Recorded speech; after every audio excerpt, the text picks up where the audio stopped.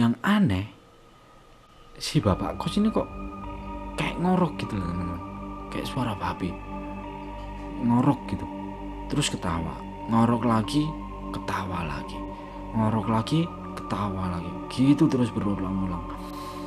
Bener-bener kayak kayak babi kalau menurut Mas Adi tuh. Nah, Mas, cerita ini berasal dari salah satu kota yang ada di Jawa Tengah, kota K ya. Namanya Mas Adi. Ini kita samarkan aja namanya untuk menjaga privasi ya. Dan kejadian yang dialami Mas Adi ini udah lama, sekitar tahun 2000-an. Dan lokasi kejadiannya ini ada di Yogyakarta. Jadi di tahun itu Mas Adi dan teman-temannya, ini baru lulus SMA,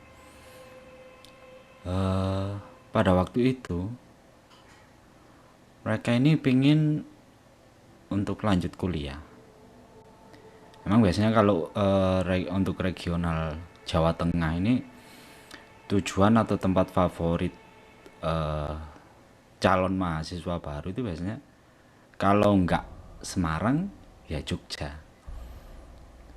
Dan Mas Adi sama temen-temennya punya keinginan buat kuliah di Jogja.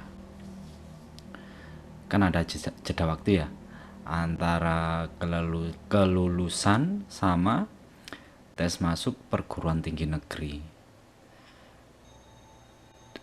Di tahun 2000-an itu Mas Adi sama temen-temennya ini berangkat ke sana, dan rencananya mereka mau bimbel dulu, atau bimbingan belajar ya, buat persiapan tes ujian masuk perguruan tinggi negerinya. Singkat cerita, sebelumnya ini mereka udah daftar, dan setelah lulus mereka rencananya mau berangkat ke sana buat bimbelnya dulu. Rencananya sih sehari atau 2 hari setelah nyampe sana baru mereka ikut bimbelnya. Sebelumnya kan mereka mesti ini ya, nyari tempat buat tinggal sementara. Dan waktu itu ada kos-kosan, lebih tepatnya sih kontrakan ya, satu rumah gede gitu yang dikontrak sama salah satu kakak temennya Mas Adi. Dia ini udah di sana dan udah punya rumah kontrakan, dengan beberapa kamar gitu ya, karena rumahnya gede dan udah terisi beberapa orang, tapi masih ada beberapa kamar yang kosong yang bisa dipakai Mas Adi sama temen-temennya. Nah buat sementara karena Mas Adi dan temen-temennya ini kan belum dapat tempat ya, akhirnya rombongan mereka itu ditampung dulu sama kakak temennya Mas Adi itu. Udah, kalian sementara tinggal sini aja dulu sambil cari-cari tempat yang enak nanti buat kalian, kata yang punya tempat kontrakan kayak gitu. Ya tentunya dengan senang hati ya, apalagi kan Mas Adi sama temennya ini masih SMA gitu kan ya. Yang paling penting kan seneng dan rame, nggak mikir yang gimana-gimana. Akhirnya mereka ini putusin buat tinggal di situ buat sementara. Akhirnya berangkatlah mereka. Setelah dapat 10 hari ya, kira-kira 10 hari mereka ngejalanin bimbel. Itu di depan tempat bimbel itu ada orang yang lagi bagi-bagi selebaran. Selepas bimbel ini ada bapak-bapak, wajahnya oriental, mungkin usianya sekitar 50-an lah, dan perawakannya ini agak kurus. Dia lagi bagi-bagi selebaran kecil kayak satu lembar kertas gitu, dibagi beberapa bagian yang atau beberapa potong gitu ya. Dan di situ ada informasi tentang ini layanan perawatan wajah dari sebuah salon gitu. Mas Adi itu kan jadi mikir ya, ini buat apaan ya? Tapi tetap dibawa itu selebarnya. Dan teman-temannya juga dapat gitu satu persatu, dikasih satu persatu tiap orang. Nah, waktu mereka udah nyampe di kosan, dibuka deh itu selebarannya, dibaca kan. Kebetulan di sana juga waktu itu ada teman-teman ceweknya yang lagi main ke situ, dan cewek-cewek ini ngelihat selebaran yang dipegang Mas Adi sama teman-temannya ini jadi penasaran. Itu selebaran apaan? Oh, ini selebaran perawatan wajah katanya. Wah, boleh dong, boleh dong. Kan pada tertarik kan ya, namanya cewek-cewek. Akhirnya dibaca sama cewek-cewek ini. Emang ada beberapa perawatan ya sebenarnya yang Mas Adi sendiri itu juga mikir, wah kayaknya cocok juga nih sama tawaran layanan di selebaran itu. Mas Adi waktu itu kan pas SMA kan udah perokok ya, perokok aktif, perokok berat lah. Dan tentunya kan ngaruh ya ke bibir itu. Kalau perokok-perokok aktif, perokok-perokok berat, itu kan bibir itu pasti hitam ya. Nah, di layanan yang ada di brosur itu atau di selebaran itu ada salah satu treatment itu membuat memerahkan bibir lagi gitu. Wah, boleh juga nih, kata Mas Adi kan gitu ya pikirnya. Udah ya, akhirnya mereka semua ini janjian buat cobain treatment yang ada di salon itu.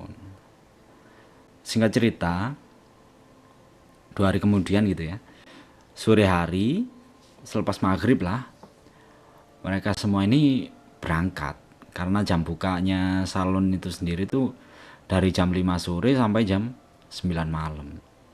Agak aneh ya sebenarnya kalau salon buka cuma kisaran antara jam 5 sampai jam 9. Mas Adi sama teman-temannya ini mikir kalau jam 5 sore kan pasti nanggung, mau maghrib gitu kan.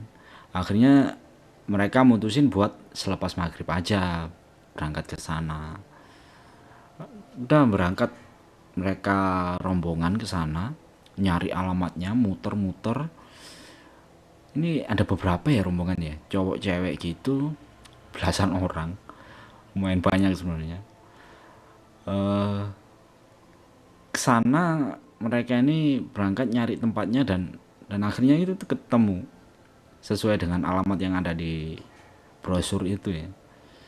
Sebuah tempat yang tertera di selebaran itu adalah sebuah ruko 2 lantai yang bagian bawah untuk buka salon, dan di lantai 2-nya kayaknya buat hidup ya, buat tidur ya, buat hidup lah. Dan bener aja gitu, ada pasangan suami istri yang dimana suaminya itu mungkin usianya sekitar 50 tahunan. Itu orang yang bagi selebaran kertas tadi siang itu, kok tadi siang ya, waktu siang itu gitu, sama ada istrinya. Nah, istrinya ini yang ngejalanin salonnya itu.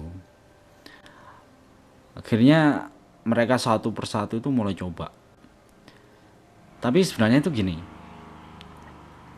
ada salah satu temennya Mas Adi itu yang cewek. Dia ini kan orang tuanya punya usaha salon ya. Dan ngelihat kondisi salon kecantikan di tempat itu, dia itu sebenarnya agak ragu.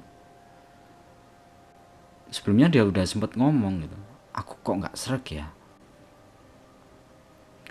Nggak sreg gimana? Ya tempatnya kayak gini. Dan itu memang kata Mas Adi itu bener gitu ya. Tempatnya itu agak apa sih? Kurang ngejreng gitu loh. Kayak salon gitu kan nggak menarik ya. Jadi kayak rumah biasa gitu, kayak bangunan ruko biasa aja, nggak ada istimewanya. Bangunannya juga nggak terlalu bersih, dan peralatan yang dipakai buat nyalon itu juga kayak nggak gitu terawat. Jadi kesannya kayak jadi nggak menarik gitu. Tapi pikirannya Mas Adi waktu itu udah kepalang tanggung, udah nyampe sini, udah jauh-jauh sampai sini, ya udah deh, cobain aja, toh murah, ya kan. Kalau nggak salah satu treatmentnya cuma sekitar 10 sampai 15 ribu kata Mas Adi itu. Akhirnya ya karena udah jauh-jauh, mereka putusin buat perawatan aja. Yang mau perawatan silakan, yang nggak mau ya udah nggak usah. Dan akhirnya Mas Adi sendiri itu mutusin buat ngambil satu perawatan, ya perawatan bibir itu tadi ya. Malah gagal, jadinya malah gagal. Nah, ada satu momen menarik di situ. Sewaktu mereka lagi perawatan, jadi gini, itu kan tempat itu kan sepi ya, sempit. Tempat itu sempit dan ada belasan anak di situ, cowok cewek. Sebagian ada yang perawatan, sebagian ada yang ngerokok di luar. Yang cewek-cewek yang belum sama udah perawatan ini juga apa ya, kayak sumpek gitu loh. Terlalu penuh di dalam, akhirnya ikut di luar buat ngobrol-ngobrol gitu. Mereka tuh nunggu di depan ruko gitu ya, karena depan ruko itu udah jalan raya, udah lagi nongkrong gitu, ngobrol asik. Tiba-tiba itu ada sebuah mobil berhenti di depan ruko. Mobil yang kalau dibilang bagus ya bagus, tapi ini mobil klasik gitu loh, mobil tua, cuman kondisinya masih bagus banget. Itu kan apa ya, lumayan menarik perhatian ya, ke mata itu kan nyolok banget mobil-mobil kayak gitu, apalagi udah kena pantulan sinar lampu. Wah, ini mobil mengkilap banget, mobil tua kondisinya masih bagus gitu kan ya. Nah, mobil itu tuh berhenti, terus turun gitu, ada satu orang laki-laki, usianya sekitaran 40 atau 50 tahunan lah. Anak-anak ini kan mikir ya, kalau dilihat dari pakaiannya tuh kayak sopir gitu, pakai baju safari warnanya coklat muda, keluar dari sana terus nyamperin Mas Adi dan temen-temennya. Wah, malam-malam lagi pada ngapain di sini? Waktu itu kan udah sekitar jam 7 ya, atau setengah 8 lah. Ini Pak lagi perawatan, kata salah satu temennya Mas Adi gitu. Terus diajak ngobrol tuh sama bapak-bapak ini. Kalau obrolan detailnya sih kurang paham ya, makanya Mas Adi sendiri juga nggak cerita gimana detailnya. Bapak itu sendiri tuh kayak akrab banget gitu, orangnya baik, aktif ngomong terus gitu loh. Apa ya, kalau orang Jawa bilang itu blater gitu loh. Dan sampai akhirnya itu bapak itu tanya, kalian pada kos di mana? Oh, kami lagi ngikut numpang Pak, sama salah satu saudaranya temen. Oh gitu ya, jadi masih nebeng. Iya sih ya, kalian kan toh cuma bentar, belum tentu nanti bakal stay di Jogja ya. Moga aja wis semuanya keterima, jadi bisa kuliah di sini di Jogja, kata bapak itu. Nah, ngomong-ngomong, kalau misalnya kalian minat nih, saya ada kontrakan ini milik bos saya. Ini bangunannya lumayan baru, ya nggak jauh lah dari sini lokasinya. Kalau misalnya kalian tertarik, bisa dilihat ke sana gitu. Wah, beneran Pak, gitu, kata Mas Adi kan ya.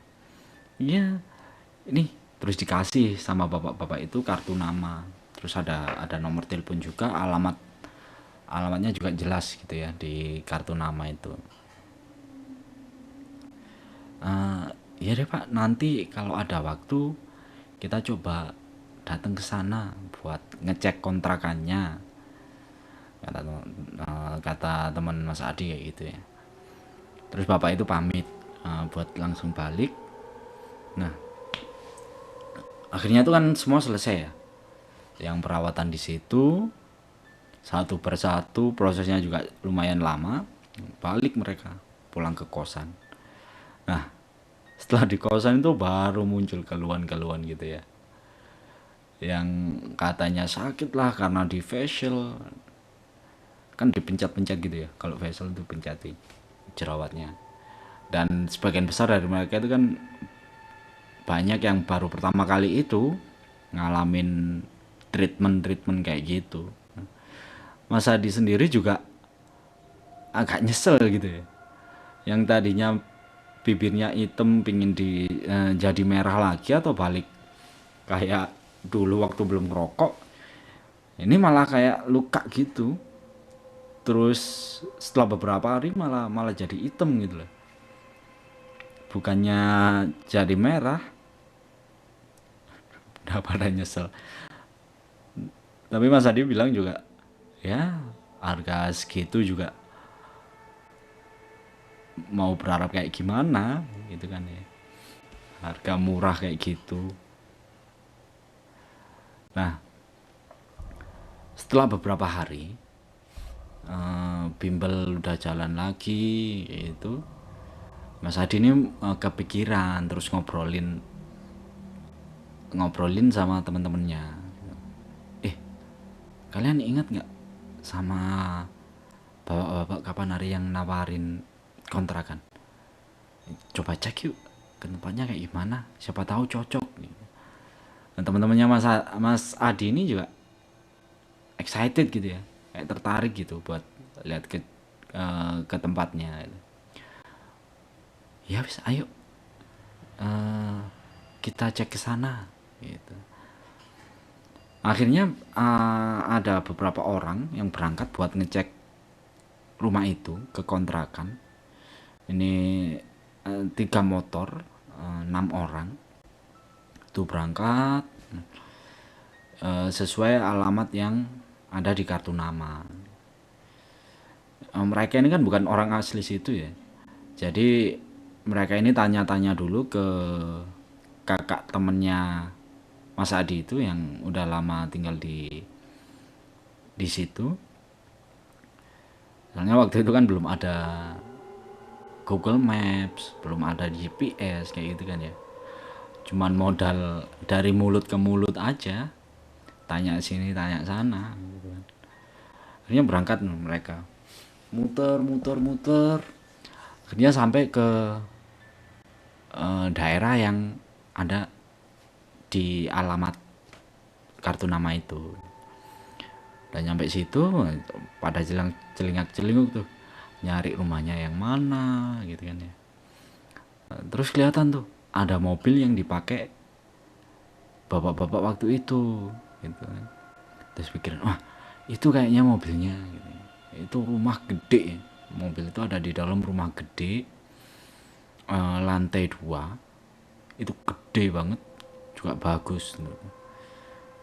Terus Mas Adi tuh inget kalau kata bapaknya itu kontrakannya itu depan rumah si pemilik, si bosnya bapak itu ada seberang.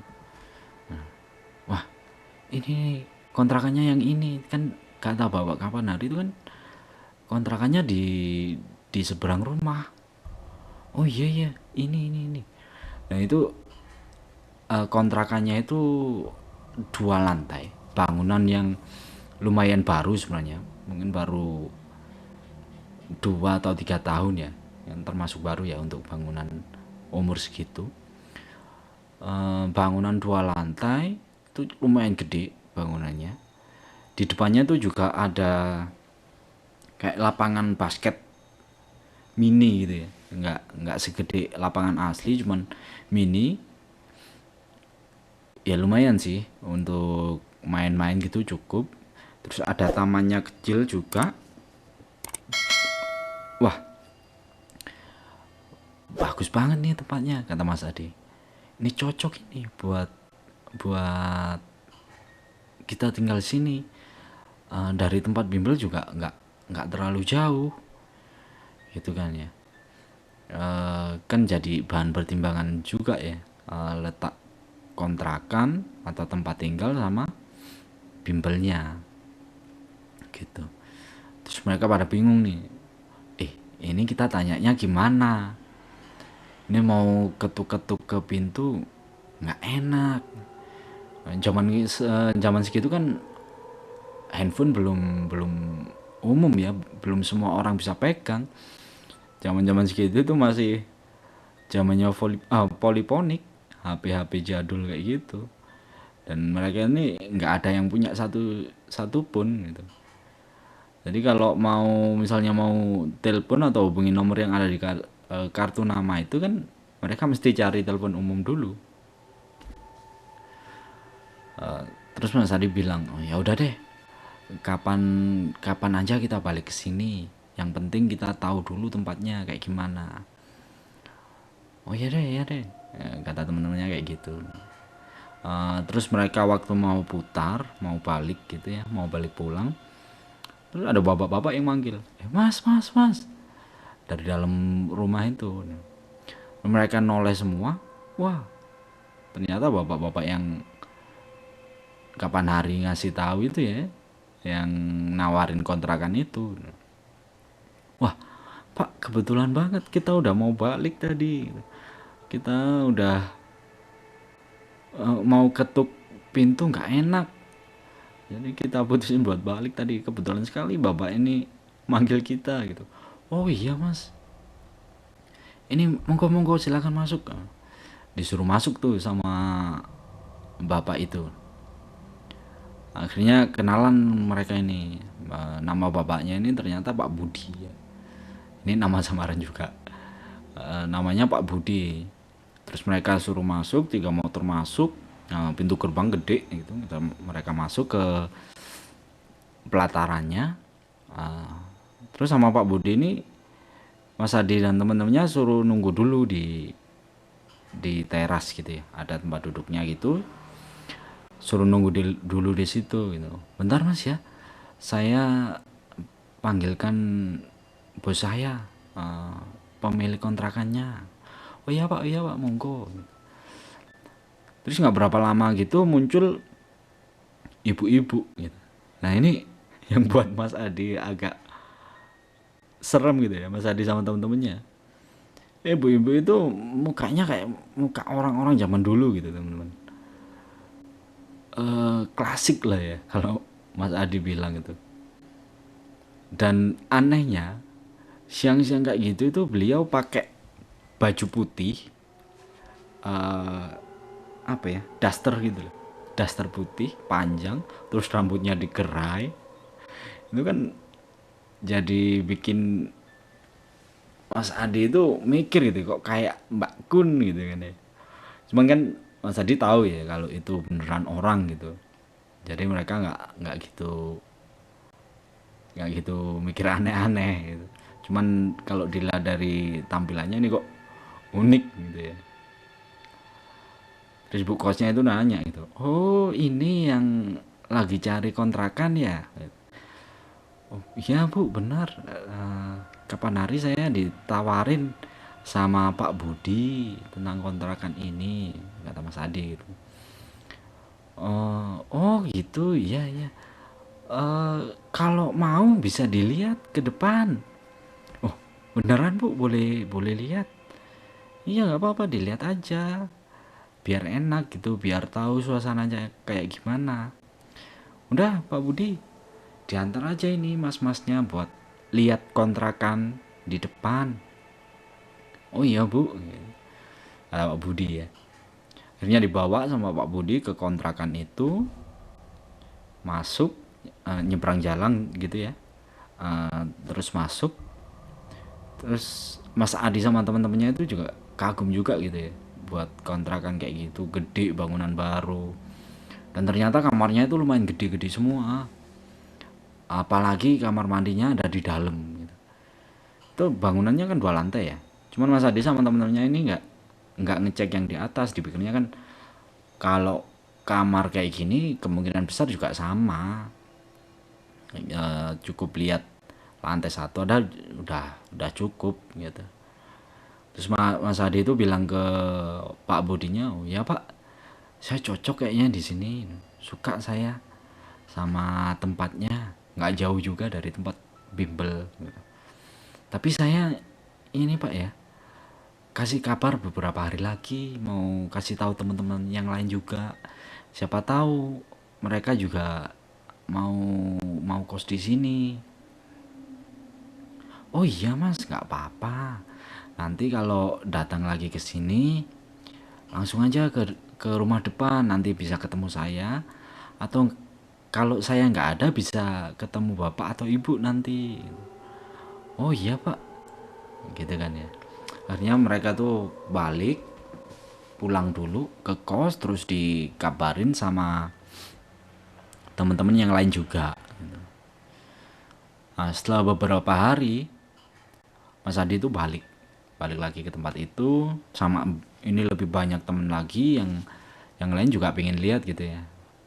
Akhirnya dibayar tuh sama Mas Adi hari itu.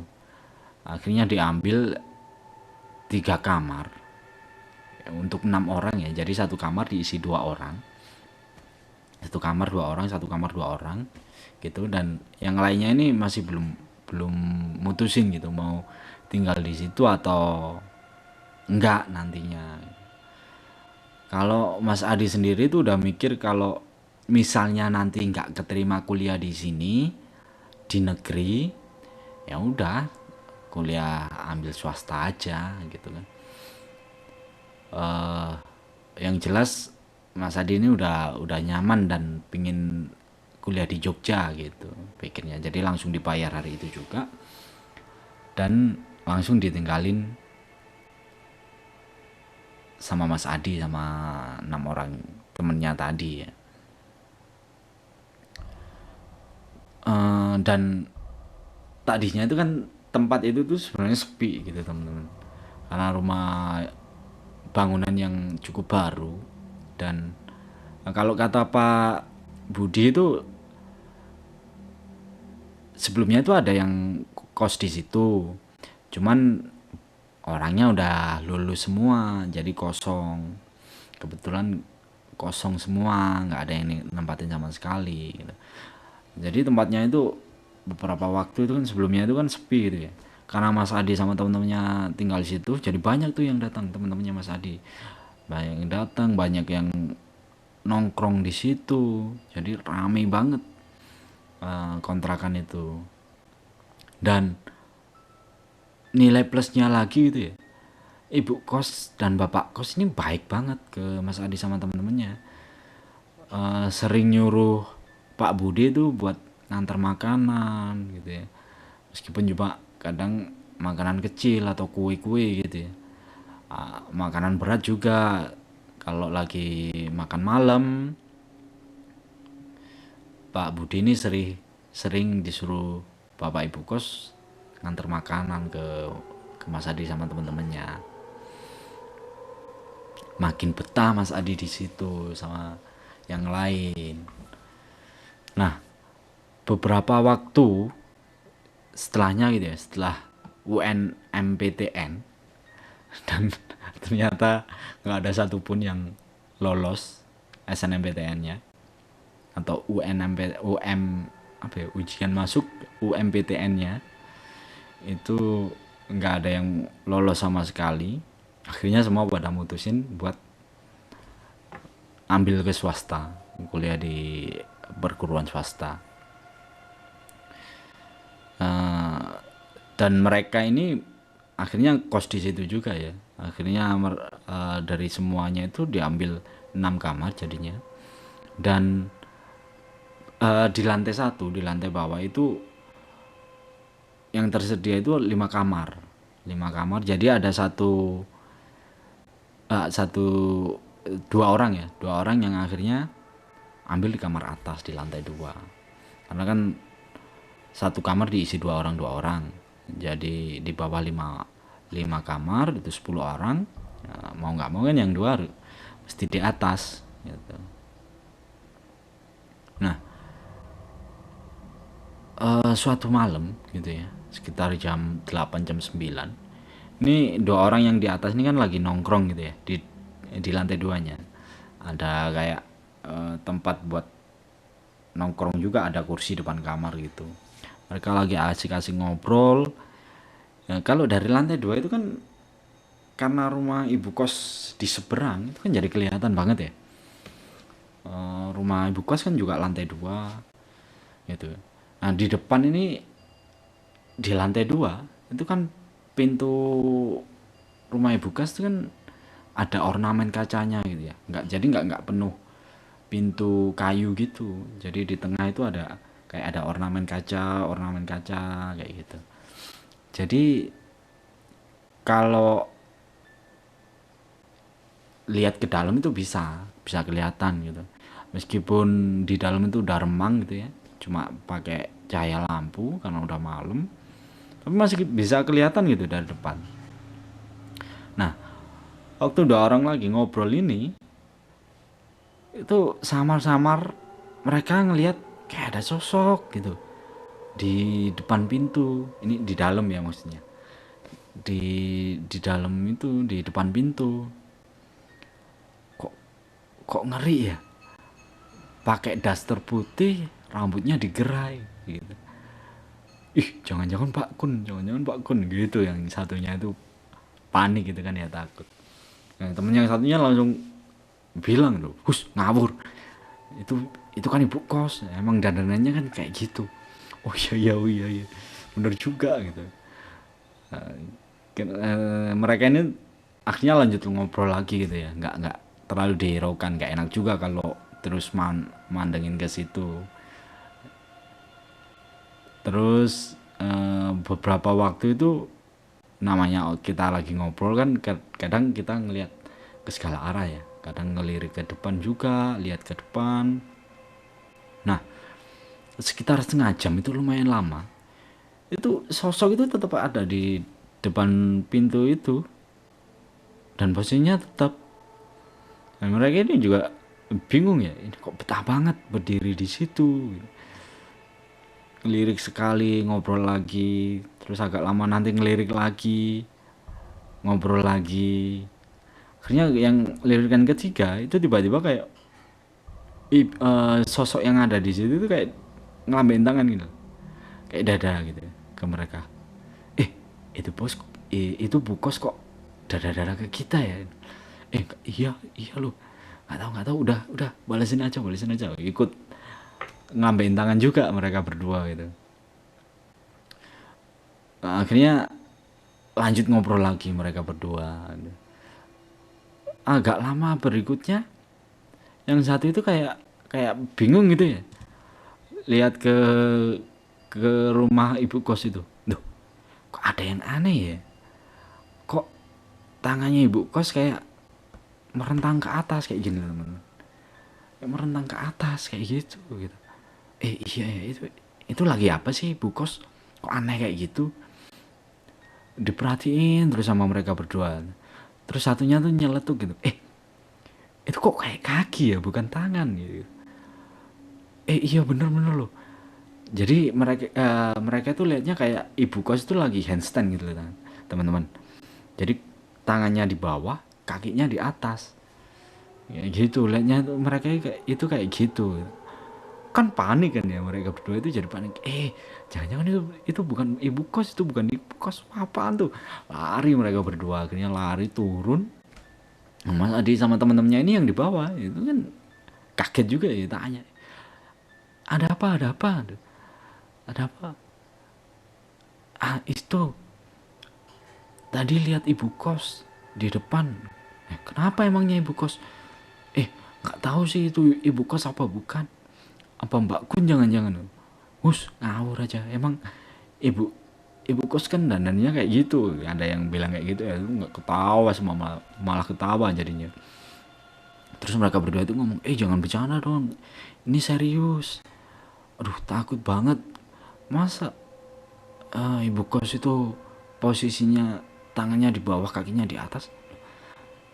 Gimana maksudnya? Gitu, kayak orang lagi handstand gitu, atau kayak orang lagi mau salto, kata dua orang ini. Masa sih kayak gitu? Iya. Wah, jangan-jangan bener bukan ibu kos itu, Mbak Kun kali ya. Udah. Jangan jangan dibicarain, nanti nggak enak kalau kedengaran ibu kos itu, kata Mas Andi gitu kan ya. Iya deh, biarin. Terus temennya yang berdua ini nggak berani gitu ya balik ke kos, ke kamar kos yang di atas ini. Udah, aku nggak berani tidur di atas, aku ikut tidur kalian aja, numpang di kamar kalian buat malam ini, takut di atas. Oh iya deh, tidur di kamar kita aja untuk sementara gitu.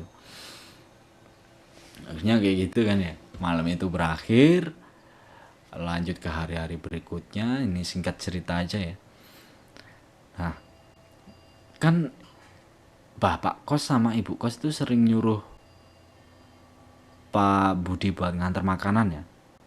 Jadi kan mereka gantian ya, antara Mas Adi atau temen-temennya itu balikin tempat atau piring yang buat ngantar makanan lagi tadi itu pulang ke ibu kos, ke rumah ibu kos gitu, setelah dicuci dan segala macam ya. Dan sore itu kebetulan gilirannya Mas Adi yang balikin. Berangkat Mas Adi ke rumah ibu kos. Setelah sampai di pelatarannya gitu ya, ada Pak Budi, ini mau ngembaliin piring, tolong disampaikan ke ibu kos, terima kasih, kata Mas Budi itu kayak gitu. Oh iya Mas, sama-sama, kata Pak Budi. Nah, waktu ngembaliin piring itu, Mas Adi itu sempat lihat gitu ke dalam rumah gitu ya. Di dalam rumah itu Mas Adi itu kaget gitu ya. Lihat ada sosok laki-laki itu gembul gitu ya, gede perawakannya, gendut gitu. Dan yang bikin Mas Adi itu heran, mukanya ini kayak babi kalau kata Mas Adi itu. Dari hidungnya, mukanya itu bener-bener mirip babi banget gitu ya. Dan pikirnya Mas Adi itu, wah ini pasti bapak kos. Dan itu pertama kalinya sebenarnya Mas Adi itu lihat bapak kos di situ. Cuman kok aneh ya, bentuknya kayak gitu, kayak babi gitu. Terus setelah itu balik Mas Adi, balik pulang ke tempat kosnya, udah nggak dipikirin ya. Setelah beberapa hari berikutnya, itu malam-malam sekitar jam 8 atau jam 9 malam, itu Pak Budi datang ke Mas Adi. Mas Adi, minta tolong dong. Minta tolong apa Pak?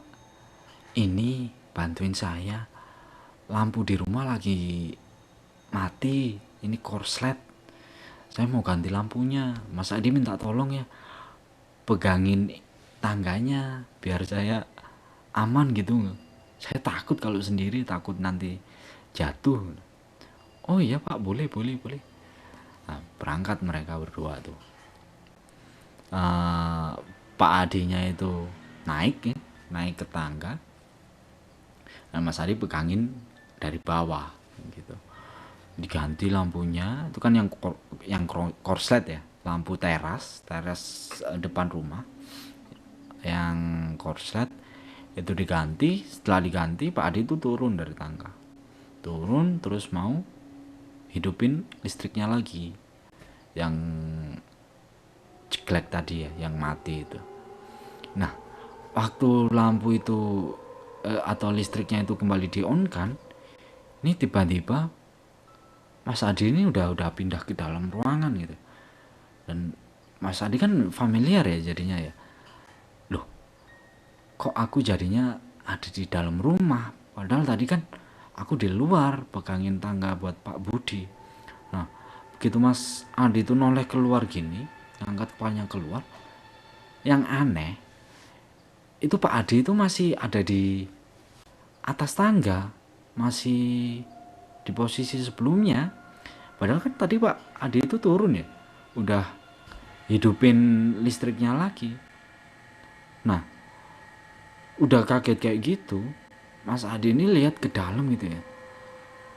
Di situ itu ada kursi pojok gitu teman-teman, atau sofa pojok gitu ya. Kalau zaman dulu itu kan ada ya, waktu booming-boomingnya itu yang di pojok ada satu sofa atau satu kursi itu yang bentuknya gini, agak setengah lingkaran gitu ya, atau pokok setengah lingkaran ya, yang agak nekuk gitu loh. Jadi ini di ujung sikunya, nah sofanya tuh di sini, kayak nekuk kayak gitu. Jadi nyambung gitu dari sini ke sini, terus ini agak nekuk kayak gitu.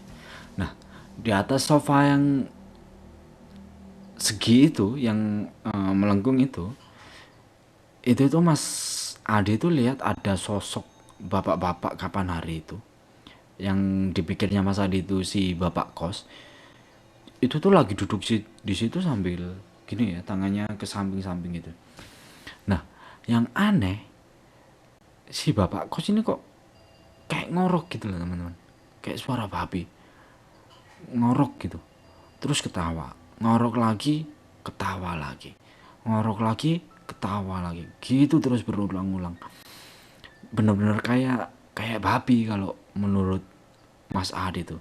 Nah, Mas, saking takutnya Mas Adi, dan ini langsung lari gitu ya, lari keluar dari rumah ibu kos itu, ngelewatin Pak Adi. Pak Adi kan kaget ya, lagi di atas apa, di atas tangga itu. Loh, mas mas mas, mau kemana, mau kemana? Nanti Pak, nanti dulu Pak.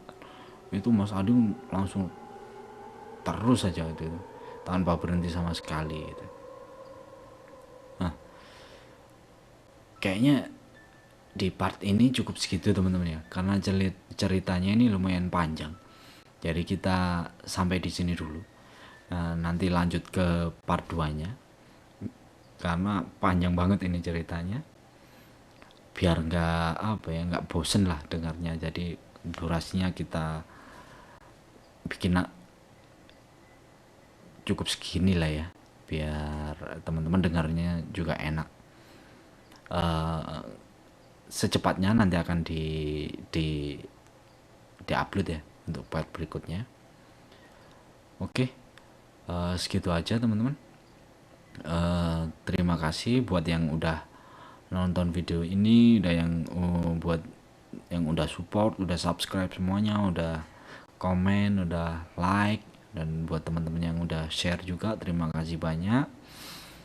Siapapun itu, semoga dipermudah segala urusannya, termasuk dipermudah dalam hal rezeki.